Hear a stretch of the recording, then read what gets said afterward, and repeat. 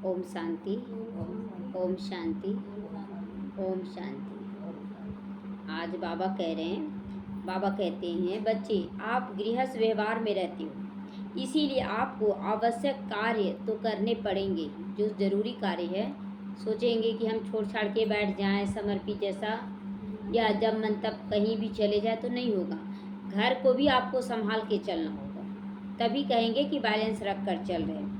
परंतु उस समय स्वयं की स्मृति के साथ साथ बाप की स्मृति जरूर रखो। लेकिन घर का काम भी करते हुए बाबा को याद करते हुए करना है कि मैं कौन हूँ, आत्मा हूँ और मैं परमात्मा के साथ में हूँ। ये कर्म कर रही हूँ, डिटैच होकर कर रही हूँ, इसके प्रभाव में नहीं आना है मुझे।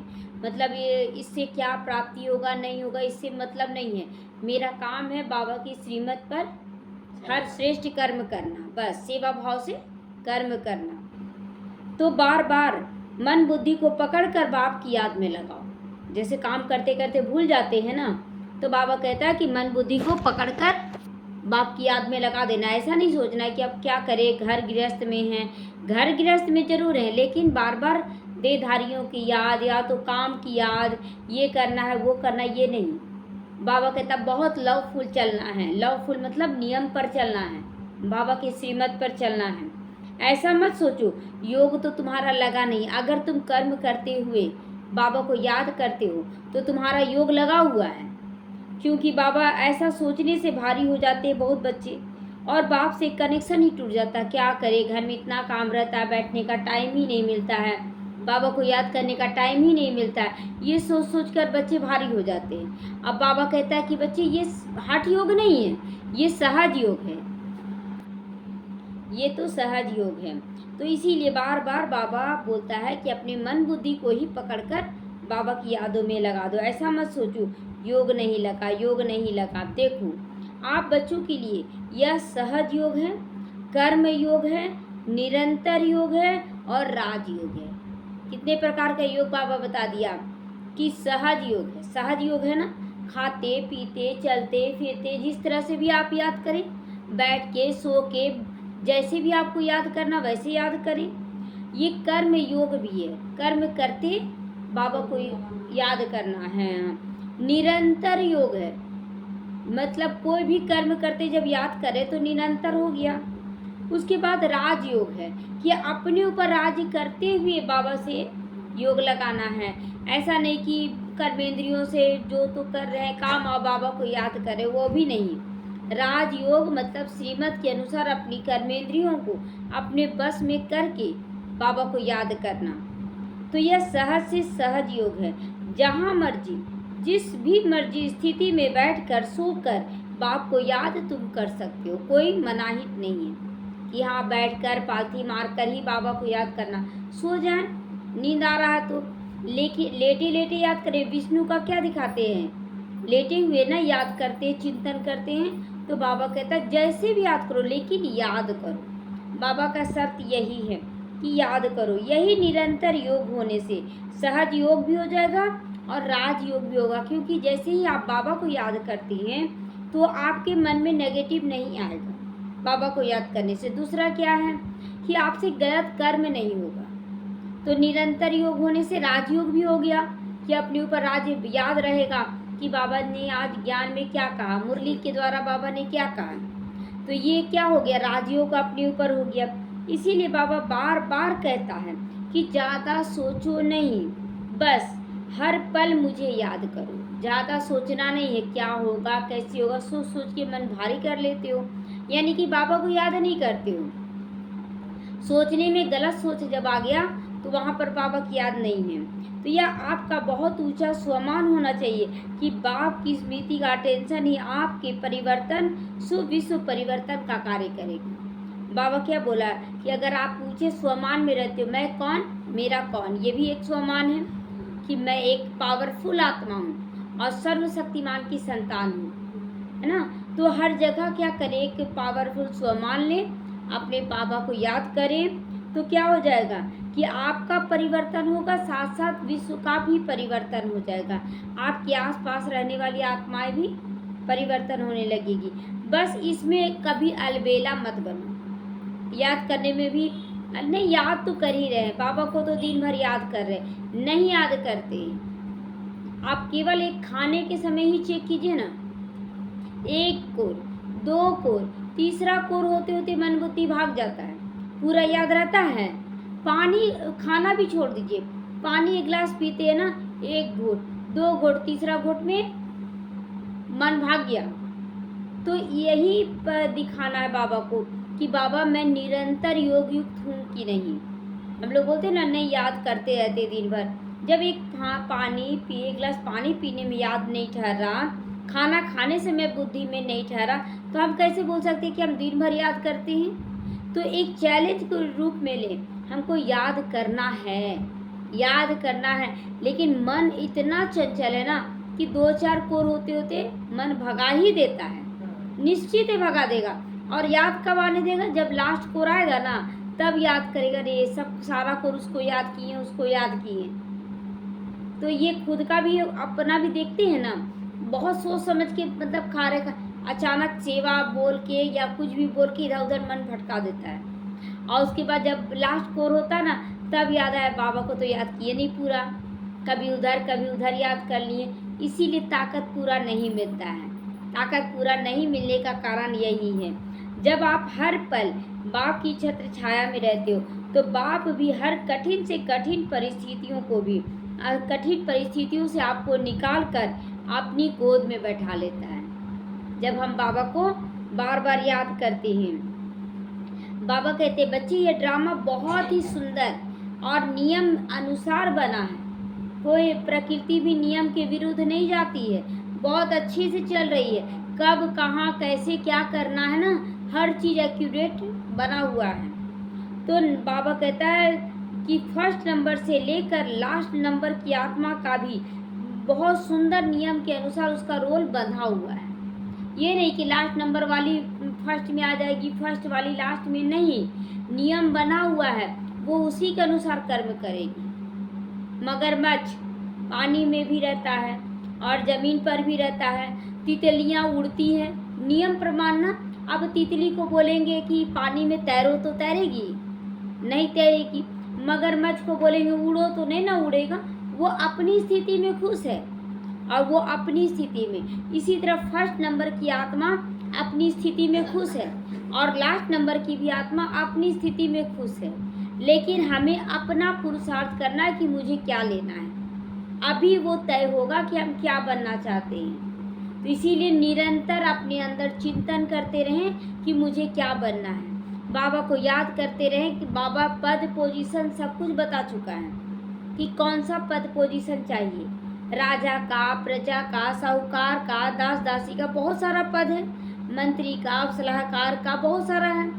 हम अभी तय कर सकते हैं संगम युग पर कि हम क्या बन सकते हैं। तो बस बाप का काम तो सभी आत्माओं का कल्याण करना है, वो तो सबका कल्याण करेगा, चाहे फर्स्ट हो चाहे लास्ट हो, उससे बाबा को मतलब मेरे बच्चों का कल्याण हो, तो उनके दुख हर कर उन्हें शांति और सुख देना, यही बाप का काम है। बाप का काम है सबको सुख देना। बाबा बोलता है ना कि द्वापर में भी आत्माएं जन्म लेंगी तो 3/4 से ज़्यादा वो सुख भोगेंगी, 2 युग में 1 युग से ज़्यादा सुख भोगेगी। तो इसलिए बाबा कहता है जैसे 4 युग है, 4 युग में 3 युग से ज़्यादा सुख भोगेगी, तो अगर 2 युग में आई तो 1 युग से ज़्यादा सुख भोगेगी। तो ये नियम प्रमाण बना हुआ है कि जो जब आएगा उसके अनुसार उसको बाबा सुख और शांति जरूर देगा। तो बाबा कहता है जैसे स्थूल में भी बल्ब होते हैं ना, उनकी अपनी वोल्टेज होती है। बल्ब होता है तो कम वोल्टेज का भी, कोई 8 वाट होता है, कोई 4 वाट होता है, कोई 10 वाट होता है, वो होता है ना, सबका वोल्टेज अलग अलग होता है।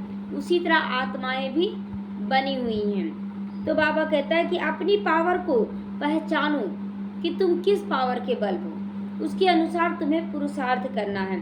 बच्चे जितना आपके संकल्पों में विश्व कल्याण की भावना इमर्ज होगी, मतलब एक होता है कि अपने लिए केवल करना, एक होता है अपने परिवार के लिए केवल करना, और एक होता है विश्व कल्याण के लिए करना। तो हम चेक करें कि आप विश्व कल्याण के लिए हम कर रहे हैं। विश्व कल्याण की भावना जिसमें जागृत हो जाएगी, उसका स्टेज क्या हो जाएगा, ऊंचा हो जाएगा। विश्व कल्याण सभी के लिए जीना, अपने लिए नहीं। मेरे लिए बाबा बैठा हुआ है। तो बाबा कहता है कि विश्व कल्याण का कार्य समाया रहेगा, उतना ही आप बाप के समीप बैठकर विश्व का कल्याण कर सकोगे और भविष्य में ऊंचा पद पा सकोगे। तो केवल अपने या अपने परिवार तक सीमित ना रहे, विश्व के कल्याण के लिए निमित्त बन जाए। बच्चे, जिस चीज को भी आप दिल से एक्सेप्ट कर लेते हो उसे धारण करना सहज हो जाता है। जैसे एक्सेप्ट ही किए ना कि भगवान मिला है, हमें बाबा को भोग लगाना है, तो खान पान शुद्ध कर लिए कि बिना भोग लगाए बाबा को कैसे खिलाएंगे। तो खान पान शुद्ध किए, तो अंदर में विचार आया कि मुझे ऐसा करना चाहिए, फिर दृढ़ता भी आ गया और करते भी चले गए। तो एक्सेप्ट करो हर चीज़ कि मैं नंबर 1 की आत्मा हूँ, मैं विश्व कल्याणकारी आत्मा हूँ, ये स्वीकार करना, तभी आप सेवा कर सकते हैं। अरे जो होगा देखा जाएगा, आप कर तो रहे हैं, तो ये ऐसा नहीं बोलने का है। तो इसीलिए स्वमान की सीट पर सेट होकर ये सोचो कि मुझे क्या सोचना है, क्या सोचना है, सीमित सोचना है कि असीमित सोचना है, हद में सोचना है कि बेहद में सोचना है। तो बाबा कहता है क्योंकि दिल से किए गए कार्य में सफलता ना मिले ये असंभव है। अगर दिल से आप कार्य कर रहे हैं उसमें सफलता मिलना ही मिलना है, ये हो ही नहीं सकता कि आपको सफलता नहीं मिलेगा, परंतु रिजल्ट पावरफुल ही मिलेगा। अगर हो सकता है कि रिजल्ट में थोड़ा समय लगे, परंतु रिजल्ट पावरफुल मिलेगा। समय थोड़ा लगेगा, जब भी देखिए घास फूस में टाइम समय नहीं लगता है, फल सब्जी उगाने में समय लगता है ना। तो इसीलिए बाबा कहता है भल समय लगे धैर्यता को धारण करो, धैर्यता को। जब तुम दिल से सब कुछ सोच रहे हो तो पूरा बाबा करेगा। बस आप बाप की श्रीमत को दिल से एक्सेप्ट करते हुए चलो कि कौन दे रहा है, ये सारा श्रीमत कौन दे रहा है, बाबा दे रहा है। तो फिर बाबा के साथ बिंदी बनकर, बिंदी बाप के साथ कनेक्ट होकर सारी शक्तियों को ग्रहण करो और आगे बढ़ते चलो। तो आज आत्माएं, आप पूर्वज देव आत्माओं को पुकार रही हैं, हर एक अपने अपने भिन्न भिन्न देवियों व देवताओं को पुकार रही है। सब अपने अपने हिसाब से देवी देवता को पुकार रही है कि मेरा ये ठीक कर दो, मेरा ये ठीक कर दो, आओ हमें क्षमा करो। क्या बुला रही हैं देवी देवताओं का कि आप मेरी गलतियों को तुम क्षमा करो, आओ तुम और मेरे ऊपर कृपा करो। इन्हों को सकाश देने वाले आप पूर्वज आत्माओं, ऐसी आत्माओं को जो क्षमा मांग रही है, जो वरदान चाहती है, कुछ ना कुछ प्राप्ति चाहती है।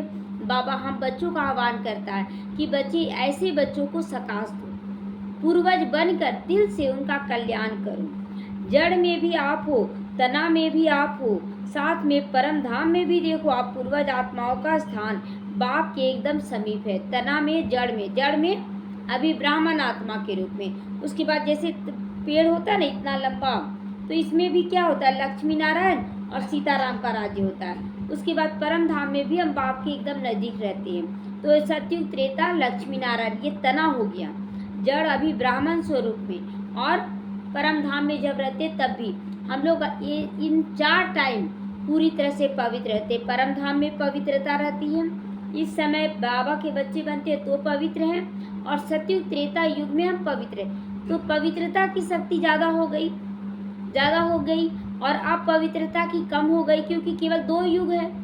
तो इसीलिए शक्तिशाली अभी हम हैं, क्योंकि बाबा के साथ चल रहे हैं। तो अगर उस पूर्वज के नशे में तुम रहते हो, स्मृति में रखते हो, अपनी सोच में रखते हो, दृष्टि से मिलते हो, तो उन्हों को भी अपनेपन का आभास होगा। अगर ये सोचकर चलते हो कि मैं परम धाम में भी बाबा के नज़दीक की आत्मा हूँ, सतयुग त्रेता में भी मैं देवी देवता हूँ, और यहाँ पर संगम युग में हम आधार मूर्त, उद्धार मूर्त यानी कि जड़ों में हैं। तो इस ढंग से स्मृति लाकर पूरे पेड़ के लिए हम क्या बन गए, पूर्वज आत्मा बन गए।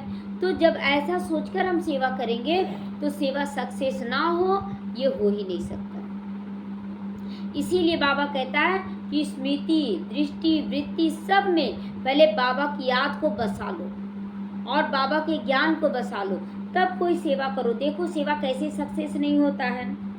तो अपने पन से सेवा करो, कहीं भी किसी से भी बात करते अपने पन से, ये नहीं कि वो तो ऐसा है वैसा है, ये पराया है, ये अपना नहीं, वो मेरा अपना है, परमात्मा का बच्चा है, मेरा भाई है, ये सोचकर दिल से उसको समझाना है कि भाई समझो, क्योंकि आप सभी के पूर्वज भी हो, आप सबके हो, सब आपके हैं। फिर परायापन कैसा? परायापन नहीं रखना है। तो ऐसी स्मृति से सेवा करोगे, सफलता मूर्त बन जाओगी। तो हमें क्या करना है कि पूर्वज बनकर, मतलब जैसे माँ बाप होता है तो बच्चे कुछ गलती भी कर दे तो माँ बाप उसको क्षमा करता है, ढिंढोरा नहीं पिटाता है कि ये ऐसा कर रहा है, ये ऐसा कर रहा है, नहीं, उसे संभाल लेता है। तो उसी तरह बाबा कहता है कि बच्चे तुम पूर्वज हो, अगर कोई उल्टा पुल्टा करे भी ना तो उसको मन में संभालो, उसे सकाश दो, लेकिन ये नहीं सोचो वो तो ऐसा है, वो तो सुधरेगा ही नहीं। क्या अपने बच्चे के लिए ऐसा सोचेंगे? हमेशा कितना भी खराब हो, लेकिन अंतिम क्षण तक भी दुआ करेंगे, बाबा ये बच्चा सुधर जाए, ये बच्चा अच्छा हो जाए, बोलेंगे ना। तो उसी तरह बाबा कहता बेहद में आ जाओ, हद में ही क्यों, बेहद में आ जाओ कि एक एक बच्चा बाबा का बच्चा है, मेरा भाई है और सब कुछ अच्छा है। तो ऐसी स्मृति से सेवा करना है। तो यह हमारे पूर्वज इष्ट देव वो भी मानेंगे कि यही हमारे पूर्वज हैं, यही मेरे इष्ट देव देवियाँ हैं, यही हमें सब कुछ दे सकते हैं। जब हम इस स्मृति से करेंगे तो जो सुनने वाले हैं, समझने वाले हैं, वो भी क्या हो जाएंगे, हमारे अनुसार चलेंगे। समृद्धि केवल बाहरी खजानों से नहीं होता है, आंतरिक भी तो होता। आपके पास धन दौलत बहुत है लेकिन आप रो रहे तो क्या समृद्धि है? लेकिन अगर मन से सुखी हैं, शांत हैं, संतुष्ट हैं, आप बहुत भरपूर हैं, आप एनी टाइम भरपूर है, सामने वाला कितना भी भरपूर है, लेकिन अगर खुशी का खजाना नहीं है, संतुष्टता का खजाना नहीं है तो वो खाली है और वो आपके आगे झुक जाएगा। अगर आपके अंदर आंतरिक खजाना भरा हुआ है, आंतरिक खजाना, लेकिन स्थूल धन से आंतरिक संपन्नता खरीदी नहीं जा सकती है। आंतरिक खजाने से स्थूल धन खरीदा जा सकता है, संतुष्टता से धन लाया जा सकता है, लेकिन धन से संतुष्टता नहीं खरीदा जा सकता। खरीद सकते हैं धन, धन से शांति खरीद सकते हैं, नहीं खरीद सकते हैं। तो कितना सूक्ष्म बात है कि इसीलिए बाबा कहता बच्चे अभी स्थूल धन के पीछे भागना बंद करो। अभी किस धन के पीछे भागना है? सूक्ष्म धन के पीछे, अंदर की संतुष्टता के पीछे भागना है। तो बाबा कहता है कि बच्चे अपने आंतरिक धन के पीछे भागो। इसीलिए स्थूल धन के साथ साथ सूक्ष्म स्तर पर समृद्ध होना, यही संगम युग का लक्ष्य होना चाहिए। लक्ष्य क्या हमारा होना चाहिए कि हम बाबा के बने हैं तो अंदर से भरपूर हो जाए, अंदर से भरपूर हो जाए, कोई भी चीज़ खाली ना लगे।